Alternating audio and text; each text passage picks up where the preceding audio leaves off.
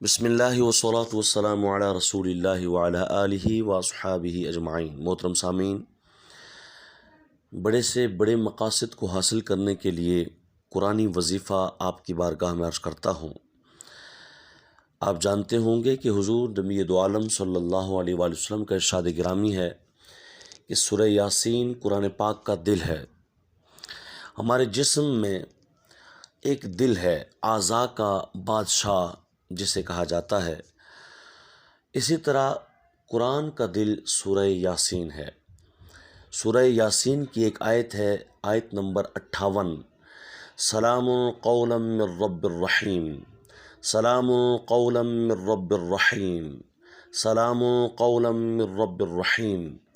یہ اتنی بہترین آیت ہے مقاصد کو حاصل کرنے کے لیے کہ جو بندہ، بزرگ فرماتے ہیں کہ 1469 مرتبہ اس کو پڑھتا ہے اول آخر درود شریف کے ساتھ، تو اس کا بڑے سے بڑا مقصد حاصل ہو جاتا ہے۔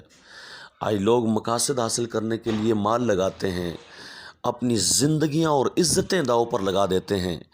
ان کے لیے بھی یہ وظیفہ مجرب ہے۔ جو بندہ چھوٹا یا بڑا مقصد لیے بیٹھا ہے اور اسے حاصل کرنے میں کامیاب نہ ہو سکا، یہ وظیفہ کر کے دیکھے، 1469 مرتبہ اول آخر درود شریف کے ساتھ سلام قولا من رب الرحیم، یہ آیہ کریمہ بار بار پڑھتا رہے، ہر روز پڑھے جب تک کہ مقصد حاصل نہ ہو جائے۔ چند مرتبہ یہ عمل کرنے سے انشاءاللہ مقصد حاصل ہو جائے گا۔